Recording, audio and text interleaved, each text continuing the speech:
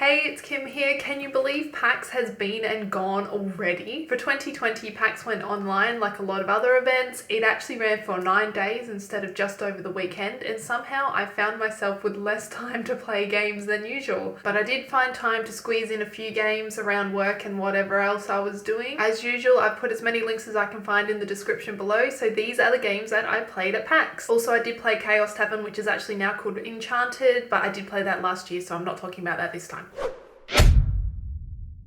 Button City is a narrative adventure game by Subliminal. It is super bright, kind of pastel-y, low poly, very cute, and it's about a fox. And I still low-key want to try and play every fox game ever, so I thought I'd check it out. It is also a game that I wrote down on my little list from the Wholesome Games Wholesome Direct, and I was really keen to see that there was a demo out. You play as Fennel the fox, who is working with his friends to try and save his local arcade from shutting down. Except from the demo, I had no idea that was the plot at all. The demo felt a bit like a slice of life, where it was Kids' Day at the arcade, so Fennel and all of his friends were playing there for free.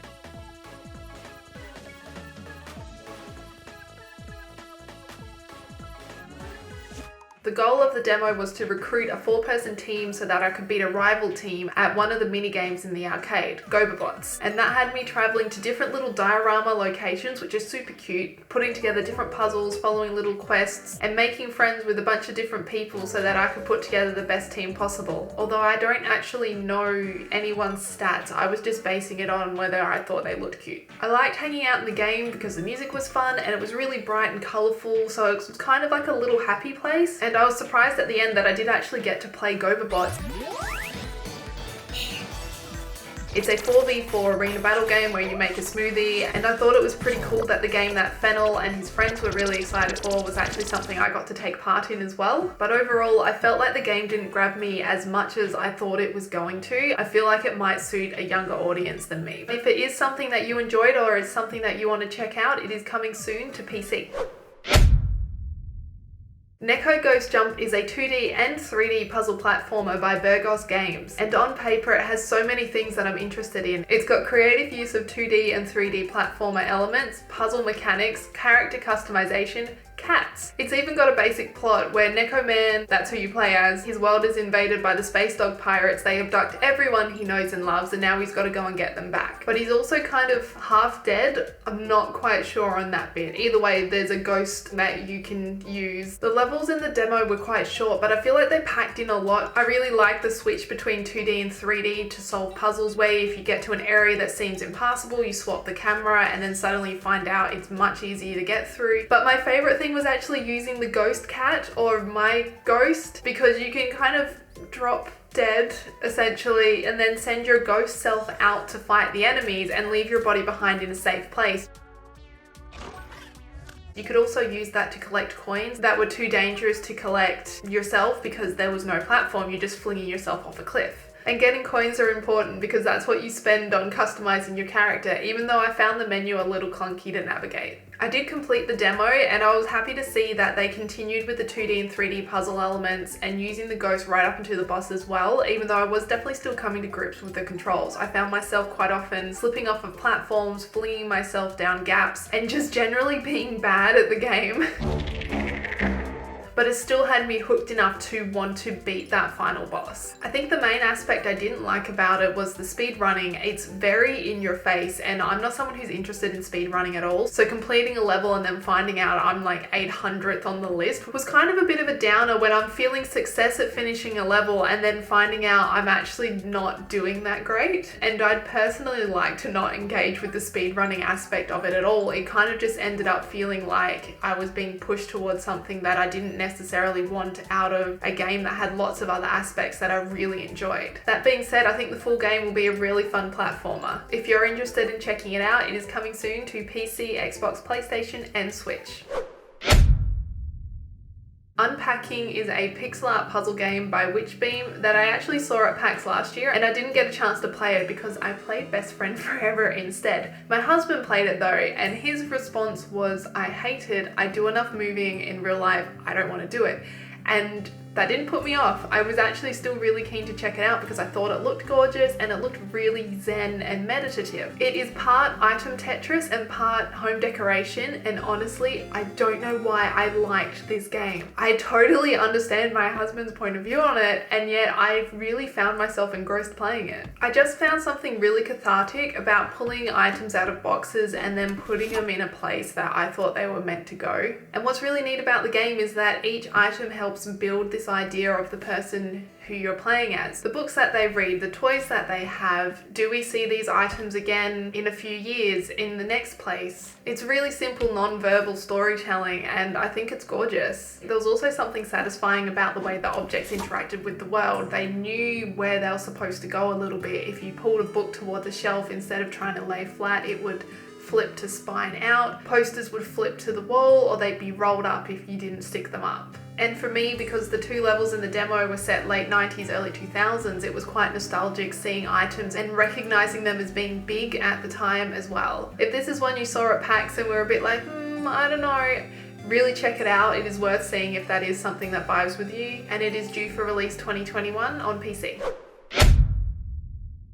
Polter Pals is a puzzle game by Split Hair Games, and it is about making friends, which actually means you are killing people. Except it's cute. You play as a friendly ghost who is possessing humans to help them move on into the next stage of their life cycle, which is to become a ghost. To be honest, I spent most of the game in mild horror at what I was doing. I'm pretty sure I just the whole time. The whole game definitely has a dark humor about it, and having the art style that it does helps downgrade the horrific nature of what you're doing, like dropping tombstones on people or setting them on fire or getting them killed by serial killers.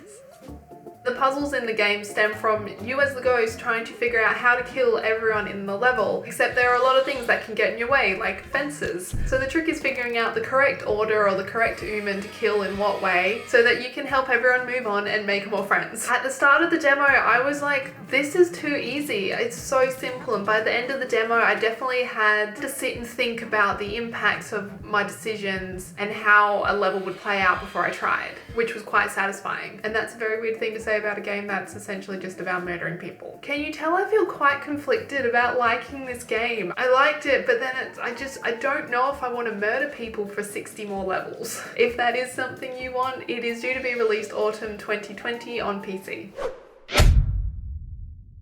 Gamedec is a no-combat isometric RPG by Anshar Studios that is set in a cyberpunk future. You play as a game detective who solves crimes by going into virtual worlds. And honestly, if it wasn't a game, I'd want to read the book. Everything about it was just very cool and right up my alley. It had so much branching dialogue, consequences to your action. You got to choose who you were and what class you were, so then you could only take certain actions based on what skills you had. And as you talk to people, it unlocks clues, but you may not get all the clues, which to me made it seem like the accusations you can make at the end of the crime, because I did not solve any crime in the demo, it doesn't get that far, but it makes it seem like you get so much info based on how you play, and so the outcomes come from that. Like, there were cool menus where it sort of showed you what you had learnt. I just liked how much I felt like I was actually impacting and taking part in the world around me. And then not only are you learning about the direct world, you're jumping into games and virtual worlds and discovering them and their rules and what they're like, and they can look totally different to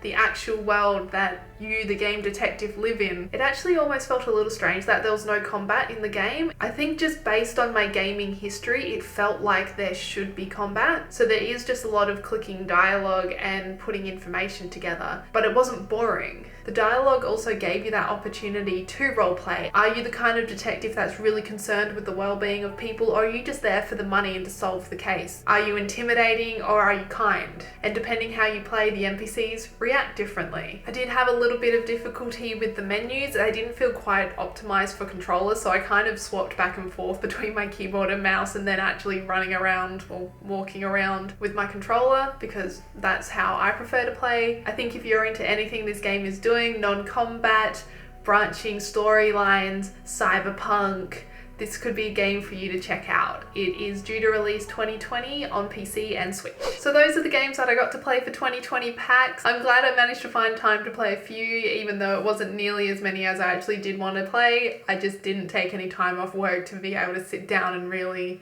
smash through some demos. I even had trouble attending panels and watched 95% of them as VODs later on, which could have also been mostly due to them being on at 3 and 4 a.m. If you played any of these games, I'd love to hear what you think in the comments, or if you didn't play these games, tell me what ones you did. Thank you so much for hanging out with me for this one. If you'd like to hang out some more, hit subscribe, and I'll see you soon. Bye!